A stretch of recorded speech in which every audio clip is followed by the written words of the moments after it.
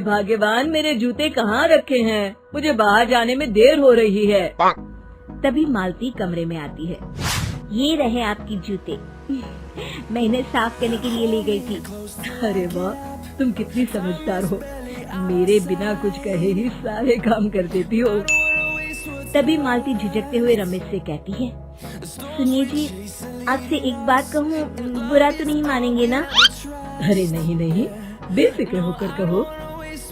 शादी से पहले मैं अपने मायके में नौकरी करती थी।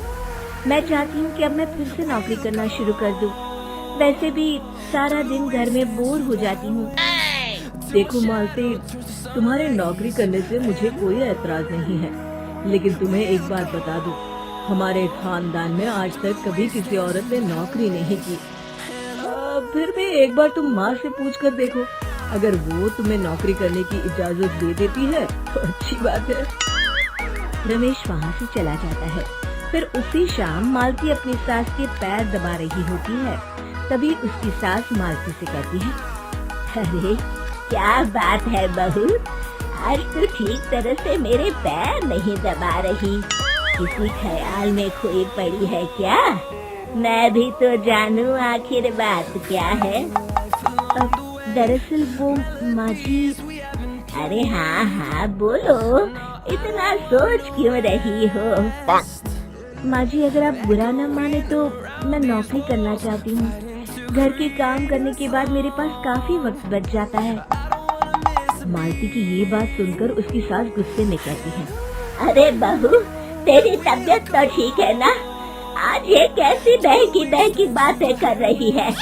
भला हमारे खानदान में आज तक कभी किसी औरत ने नौकरी की है जो तू नौकरी करने की बात कर रही है?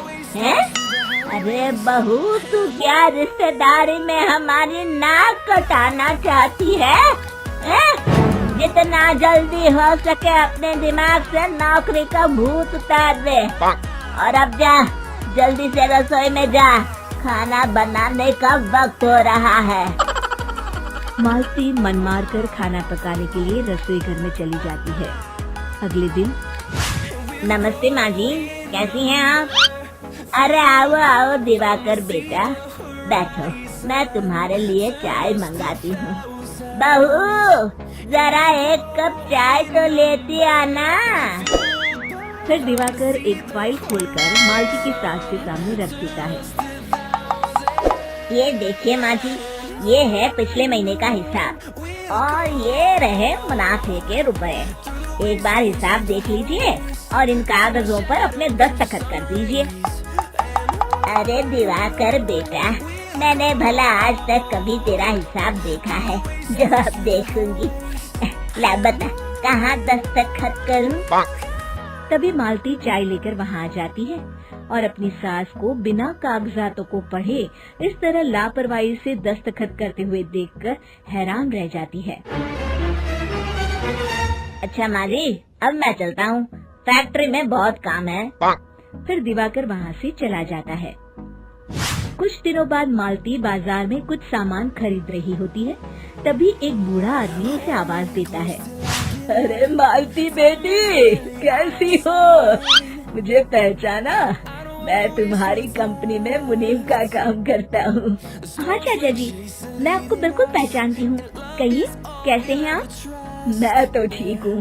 कंपनी में कुछ भी ठीक नहीं चल रहा, यहाँ तक कि हमें ठीक वक्त पर तनख्वाह भी नहीं मिलती।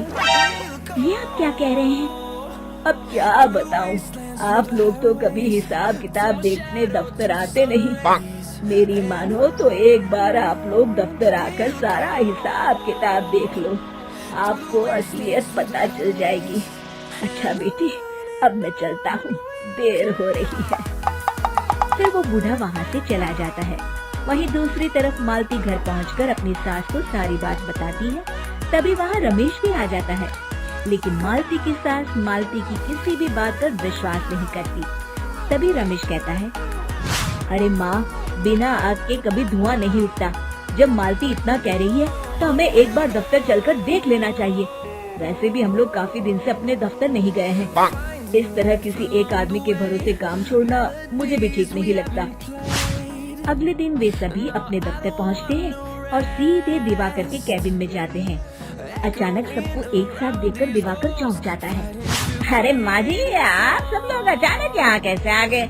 अगर कुछ काम था तो मुझे एक फोन कर दिया होता, मैं आपके घर आ जाता।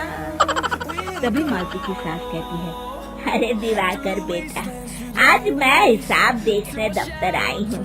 जरा मुझे पिछले 6 महीनों का हिसाब दिखाना तो बेटा। दिवाकर घबराते हुए हिसाब की फाइल मालती की सास को देता है। मालती की सास फाइल लेकर मालती को देती है और कहती है, ले बहू, देख ले हिसाब। मालती फाइल को बड़े गौर से देखती है और अगले ही पल उसे सारी गड़बड़ी समझ में आ जाती है। वो अपनी सास से कहती है, माँ जी, मुनीम चाचा बिल्कुल सही कह रहे थे।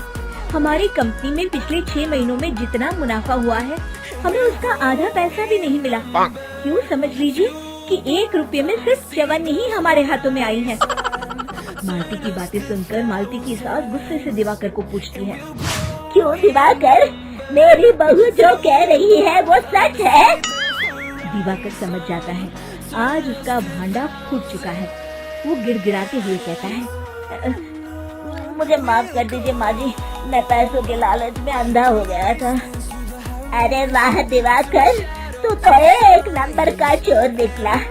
इतने दिनों से मैं तुझ पर आंख बंद करके भरोसा करती रही और तू मुझे ही चुना लगाता रहा। अभी के अभी निकल यहाँ से और दोबारा अपनी शक्ल मत दिखाना। दिवाकर वहाँ से भाग जाता है। मालती की सास मालती को शाबाशी देते हुए कहती है, बहू, आज मैं समझ गई कि पढ़ाई लिखाई हमारी जिंदगी में कितनी जरूरी है। मैं बहुत किस्मत वाली हूँ जो मुझे तुझ जैसी बहू मिली है। शिक्षा, पढ़ाई लिखाई का इस्तेमाल सही जगह करके हम दुनिया में बहुत कुछ बदल सकते हैं। और ऐसे ही कार्टून वीडियो देखने के लिए चैनल को सब्सक्राइब करें और वीडियो को लाइक करें, कमेंट करें।